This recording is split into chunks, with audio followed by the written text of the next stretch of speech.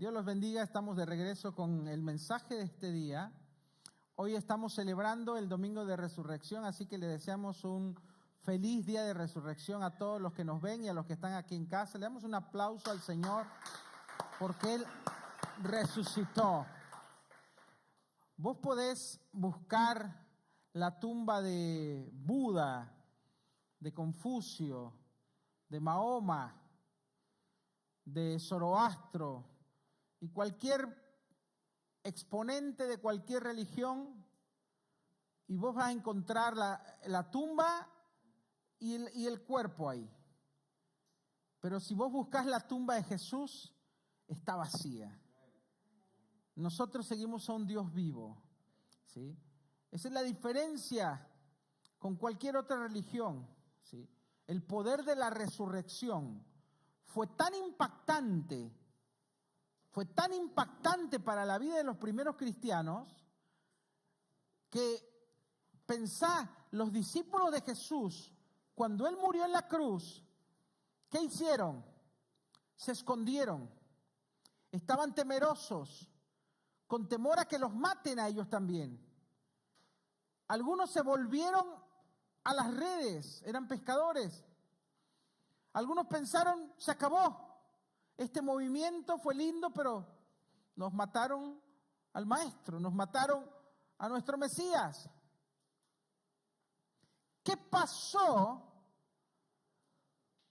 Que semanas después, estos temerosos, estos escondidos, de repente se encuentran en el centro de Jerusalén, predicando y hablando con valentía y con fervor, al grado que más de 3,000 personas se convierten.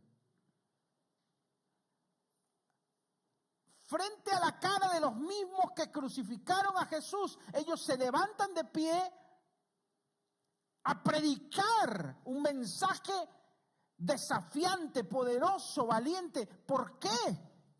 ¿Qué cambió de esos temerosos a hombres valientes y osados, predicándoles en la cara de aquellos que crucificaron a Jesús? Fue el poder de la resurrección. Si uno analiza, yo le pedí a la IA que me analice histórica, científicamente y arqueológicamente, y me dé las evidencias que hay de la resurrección de Jesucristo y de la existencia misma de Jesucristo.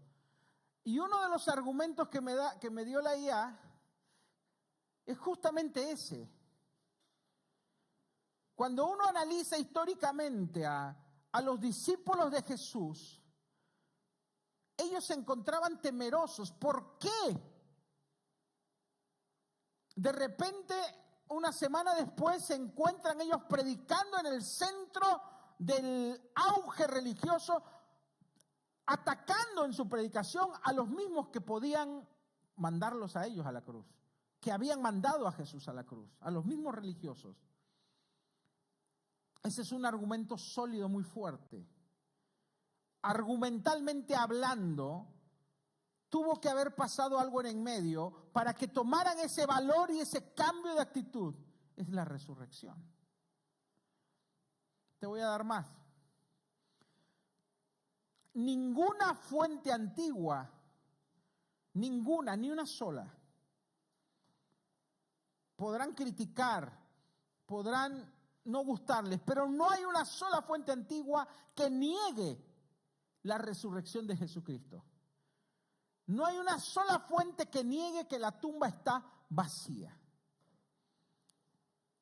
Aunque los críticos del cristianismo primitivo atacaron muchas de las doctrinas del cristianismo, desde el siglo I, judíos y romanos, ninguno pudo negar que la tumba de Jesús estaba vacía. El argumento más antiguo que se encuentra está en Mateo 28, del 11 al 15, que era que los judíos le pagaron a los guardias para decir que sus discípulos se habían robado el cuerpo. Ese es el único registro en contra, pero que se está revelando la fuente ahí, que los fariseos y el Sanedrín le pagaron a los guardias romanos, los sobornaron para que no hablaran lo que realmente pasó ahí. Para que no dijeran que esa luz los dejó cegados y esos ángeles movieron la piedra. Sino que dijeran que los discípulos fueron de noche y robaron el cuerpo. Porque obviamente no podían pelear. Querían detener este movimiento poderoso que se estaba recién gestando. Lo querían frenar ahí. Porque una cosa son las palabras, pero una resurrección, no podés pelear contra eso. Más de 500 personas, testigos oculares. Tú dices, bueno, no es nada. Vos podés ganar un juicio con 2 testigos. Hoy, legalmente hablando. Más de 500 testigos afirmaron y aseveraron que lo vieron a Jesús resucitado. Más de 500, no 1, 2, no solo sus discípulos, más de 500. Es un montón de gente.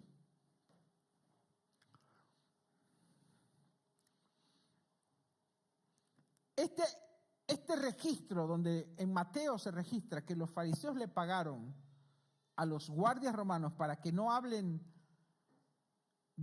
para que digan que los discípulos robaron el cuerpo, implícitamente están admitiendo que la tumba estaba vacía.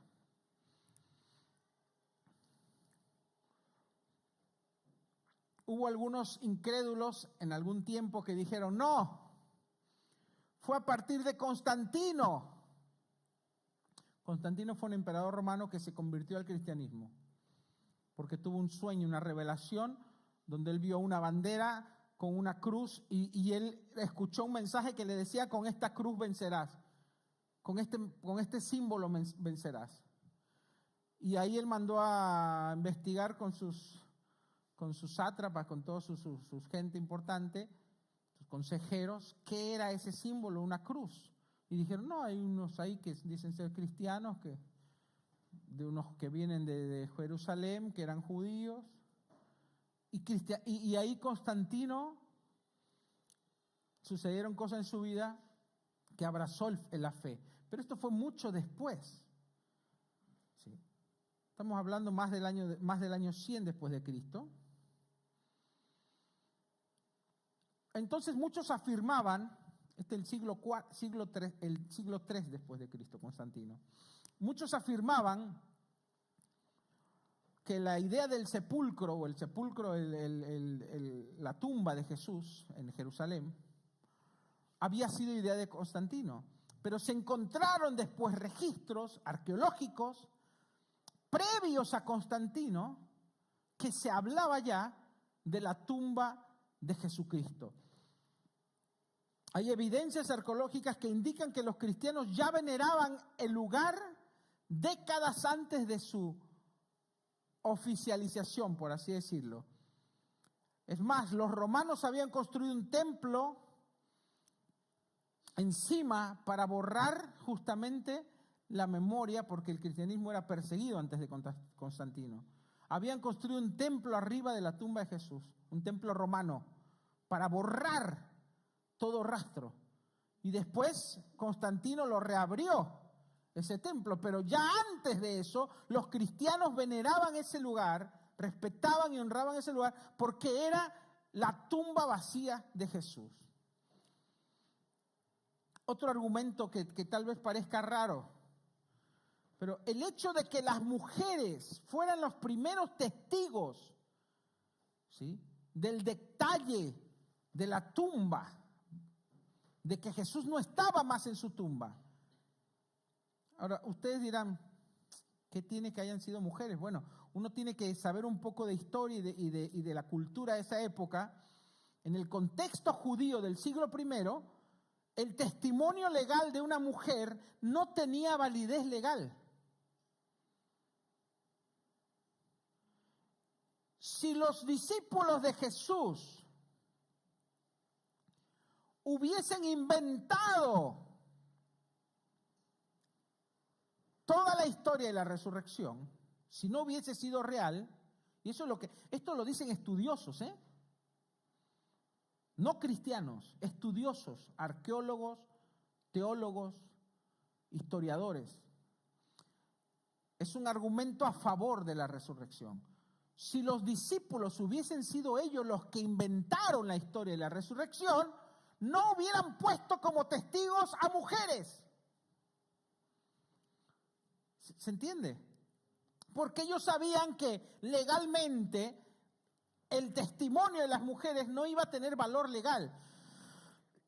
Pero como realmente pasó así, ellos lo contaron así.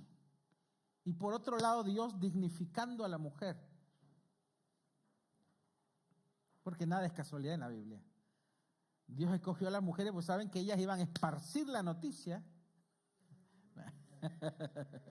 En chiste. Más rápido que los hombres. No, Dios dignificó a la mujer y las primeras personas que fueron testigos de la resurrección fueron mujeres. Pero hablando desde un punto de vista cultural, arqueológico, de historia, los discípulos no hubieran elegido, si esto hubiera sido armado, no hubieran elegido mujeres como principales testigos. Pero como no fue armado, eso le da aún más validez a la historia. De que si hubiera sido armado, no hubieran puesto a mujeres como los testigos. ¿Me explico? Sin embargo, fueron las primeras testigos de Cristo resucitado, las mujeres que lo servían. Desde una perspectiva histórica sugiere que los autores no habrían inventado un testimonio tan débil si estuvieran fabricando la historia. Otro punto importante, el cambio de actitud de los apóstoles. Eso ya se los dije al principio. Otro punto más,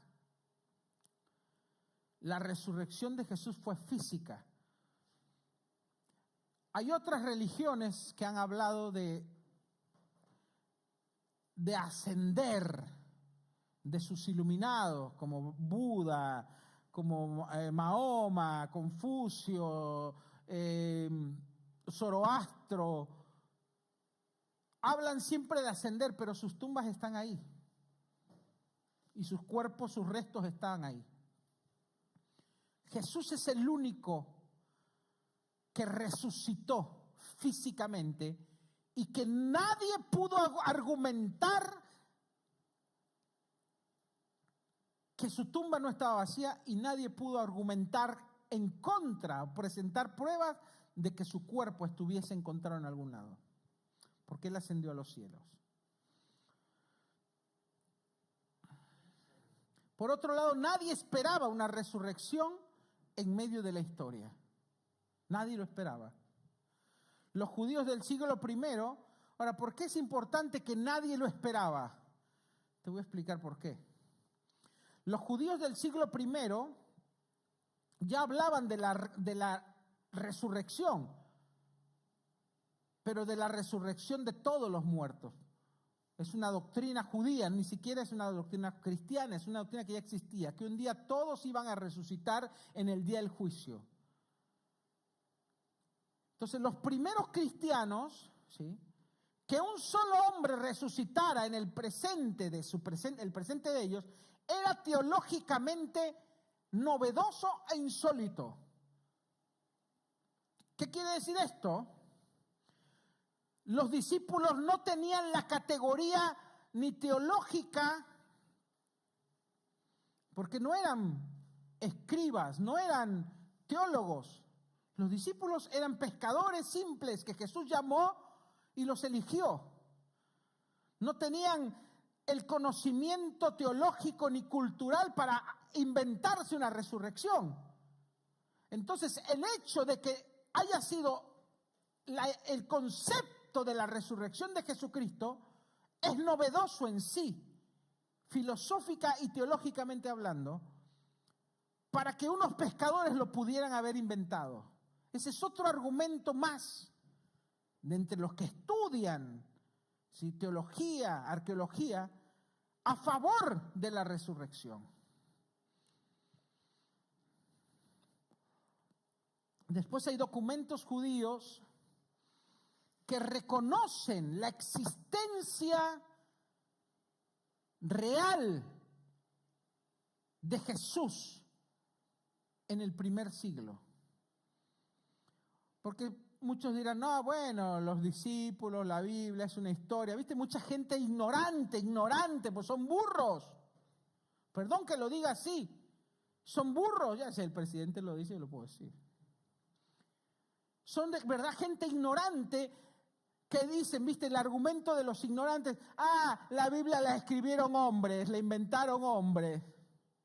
Es una historia inventada. Hablan desde su ignorancia, porque si investigaran un poco, sabrían que, por ejemplo, hay documentos históricos antiguos que hablan de Jesús que no son en la Biblia. Es más, documentos judíos, porque los judíos estaban en contra de Yeshua. Ellos le decían despectivamente Yeshú, ¿sí? Y lo siguen haciendo hoy en día.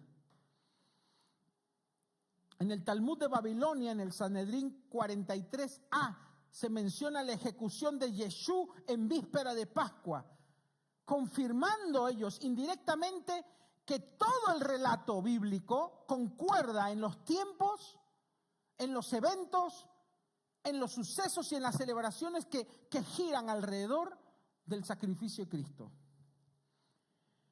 Aunque ellos no aceptan su divinidad, corroboran que los eventos históricos fueron reales y que Jesús fue efectivamente colgado y sacrificado en una cruz.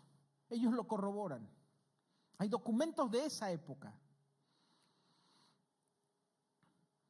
Hay otros documentos de otros historiadores como Josefo y muchos otros más, que ahora vamos a ir ahí.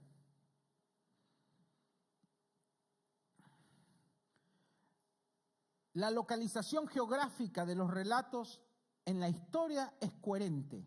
Los evangelios mencionan sitios como Gólgota, el huerto, el sepulcro, el camino de Emaús. Y todos estos sitios han sido identificados arqueológicamente y no por cristianos. En su mayoría han sido arqueólogos judíos que no creen en Cristo. Pero ellos mismos en Jerusalén han aseverado y han constatado y han probado que esos lugares pertenecen a los relatos del Nuevo Testamento. O sea, pensá, si vos te inventás una historia, total decís, ¿quién va a saber que existió un lugar así? No, todos los lugares que se mencionan alrededor del sacrificio de Cristo se encontraron como lugares reales. ¿Sí? Entonces, una historia, cuando es validada por eventos, por ubicaciones, en tiempo, por gobiernos, por otros libros, con eso es suficiente para estar seguros que esa historia fue verídica y fue real. Muchos ni siquiera saben, por ejemplo, Carlomagno. ¿Cuántos saben que Carlomagno existió? Hay un solo escrito de Carlomagno. Un solo escrito. Platón, nadie pone en duda de Platón, de Sócrates. Hay 1, 2, 3 escritos que hablan históricamente de ellos y nadie los pone en duda que existieron.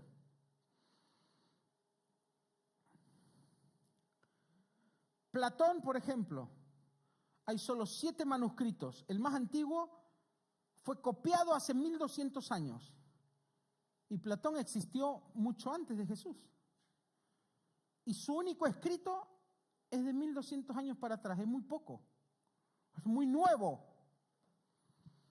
César, el emperador romano, hay solo 10 escritos que tienen 1000 años de diferencia cada uno. ¿Sabes cuántos escritos hay de Jesús? Vamos, tíreme, 1. Vimos que de César hay 10, de Platón hay 7. ¿Cuántos escritos creen que hay de Jesús encontrados con referencias a Jesús? Arqueológicos e históricos. Tírenme un número. 22. Más. 200. Más. Hay 5.800 manuscritos en griego refiriéndose a Jesucristo. 5.800. Es el personaje de la historia más certificado históricamente que fue real su existencia. Aquel que te ponga en duda la existencia de Jesús es un ignorante, es un tonto, o directamente es alguien con mala intención. Hay más de 20.000 escritos que hacen referencia a Jesús en otros idiomas. Y muchos de ellos con fragmentos del año 30 al año 100. No 1200 años después, no. En esa época. Es como que 30 años después escriben de mí.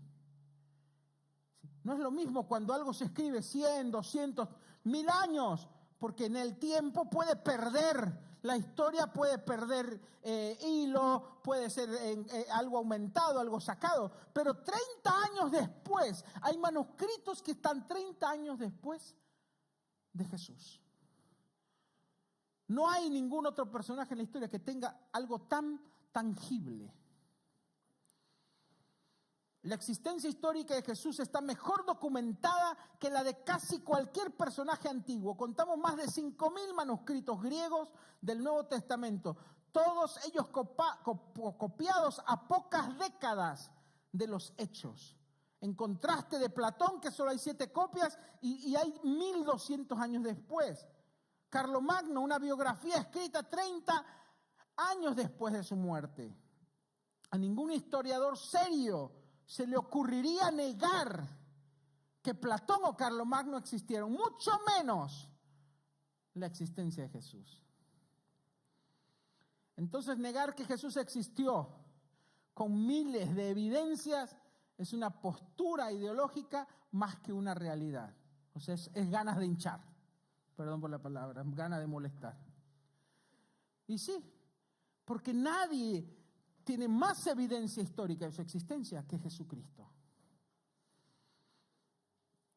La existencia histórica de Jesús está mejor documentada que cualquier otro personaje antiguo. Después tengo otros argumentos más.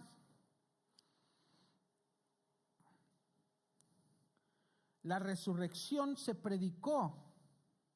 Vos pensá, ¿en dónde? En un lugar muy difícil.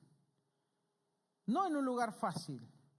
Si esto hubiera sido inventado, los discípulos hubieran dicho, bueno, vayamos a Roma, total, ahí están todas las religiones, es el centro de todo, y nos largamos la historia que Jesús resucitó. Pero como no fue un invento, ¿dónde fue la primera vez que predicaron sobre la resurrección de Jesús? En el centro de donde pasó todo, en Jerusalén, donde tenían todo en contra. Si esto hubiera sido una mentira, el peor lugar que vos podés elegir para decir una mentira es donde pasó.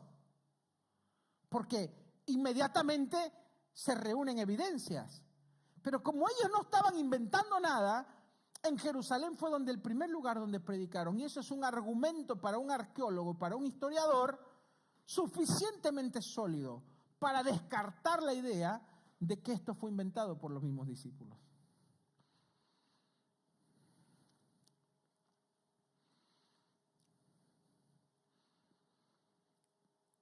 Más hechos históricos verificables sobre la existencia de Jesús. Jesús es mencionado por fuentes no cristianas antiguas. Tácito, historiador romano, año 116 después de Cristo. Flavio Josefo, historiador judío, año 93 después de Cristo. Plinio el Joven, Luciano de Sasmota y el Talmud judío también hacen referencias a Jesús. Vivió en el siglo I bajo el gobierno de Poncio Pilatos, lo cual es verificable. Fue crucificado, lo cual es verificable. Los evangelios fueron escritos 30 y 60 años después de los hechos, mientras que otras biografías antiguas, como la de Carlomagno, sucedieron 1000 años, cientos de años. Los evangelios fueron escritos inmediatamente de suceder. La historia estaba fresca entre los que lo vivieron. Hay más de 25,000 manuscritos antiguos del Nuevo Testamento en griego, en latín y en idiomas antiguos, más que en cualquier otro texto histórico antiguo. La arqueología confirma detalles de los evangelios, como la existencia de Nazaret, ¿sí?, que antes era cuestionada y después se descubrieron los restos. La inscripción de Poncio Pilatos hallada en Cesarea, otra prueba arqueológica. El pavimento donde Jesús fue juzgado en el Gábata aún existe en Jerusalén. La existencia del templo de Herodes y su estructura coinciden con la descripción bíblica.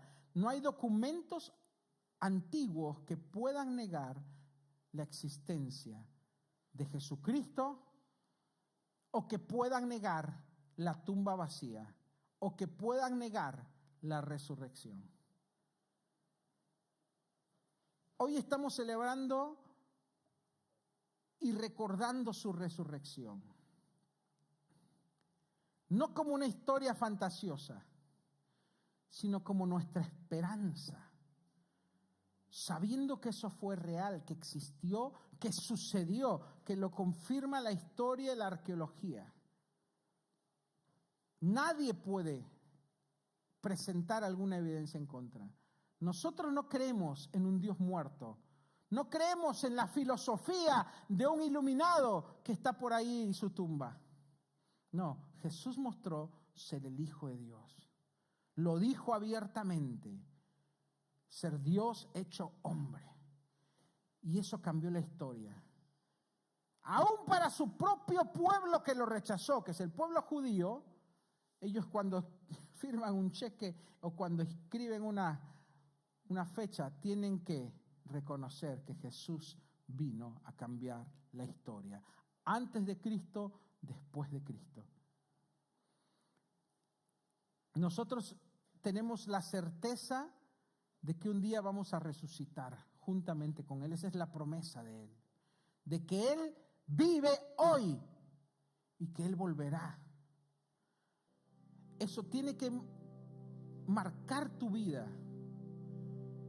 para decidir cómo vas a vivir tu vida. El tiempo que te queda. El tiempo que estás acá antes de que Él venga. ¿Vas a vivir tu vida como uno más o como un religioso que va los domingos a su religión? ¿O vas a vivir tu vida para Él?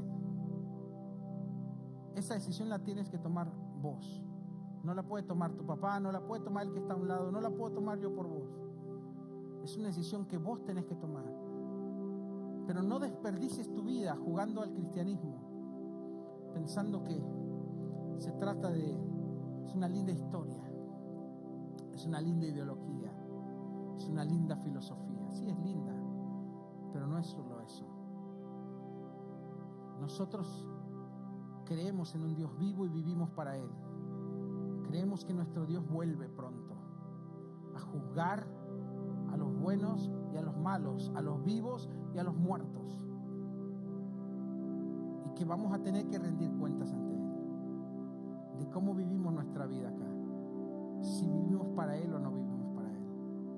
Entonces, hoy yo quiero invitarte a que en este día de resurrección dejes que la resurrección de Jesús cale en tu corazón y que te haga tomar decisiones sabias de decir: yo voy a vivir mi vida para agradarlo a Él.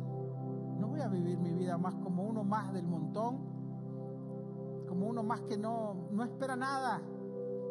No, nosotros esperamos la promesa de su venida. Nosotros esperamos la promesa de la resurrección. Nosotros esperamos la promesa de la vida eterna. No somos una religión más. Nuestro Dios vive. Nuestro Dios resucitó. Y Él volverá. Y un día todo ojo lo verá. Pensá cuando Jesús dijo que todo ojo lo verá. No existía la televisión, no existía el internet, no existía las transmisiones mundiales. Hoy vos podés ver un evento desde un lugar, lo puede ver todo el mundo. El hecho de que Él diga que todo ojo lo vería, nos hace entender a nosotros que estamos cerca de ese tiempo. Porque hoy, hace 300 años todo ojo no lo podía ver, ni siquiera estaba la televisión. Pero hoy todo ojo lo puede ver. Cuando Él descienda sobre Jerusalén y ponga sus pies sobre Jerusalén. Porque eso es lo que dice la Escritura. Va a estar transmitiendo todos en vivo. Y todo ojo lo verá. La venida de Cristo. Todos vamos a ver la venida de Cristo. Pero la pregunta acá es si vos lo vas a recibir como un espectador o vos lo vas a recibir como alguien que lo estaba esperando, como alguien que vivió para Él. Amén. Hoy vamos a tener la cena del Señor y vamos a recordar justamente, porque Él dijo, cada vez que compartamos esta cena, estamos anunciando la muerte del Señor y también estamos anunciando su resurrección. Y estamos anunciando que Él vuelve pronto. Amén. Así que te invito a que te pongas de pie. Y si podemos traer la mesa. Si tú estás en tu casa viendo esta transmisión, con esto vamos a estar concluyendo nuestra transmisión. Vamos a participar de la cena del Señor. Si por alguna razón, no sé, estás en un hospital, no podés congregarte, puedes participar ahí en tu lugar, en donde estás. Solo basta que tengas un poco de líquido y un pan, un pedazo de pan, y vos podés participar de la cena del Señor. Y si no, llámanos. Si estás en Buenos Aires, podemos llevarte hasta el hospital para que participes de la cena. Mientras va a estar pasando alguien, les va a dar pueden tomar un vasito y un pedazo de pan. No lo coman todavía, no lo tomen todavía, porque lo vamos a hacer todos juntos. Y con esto me despido de los que están viendo nuestra transmisión.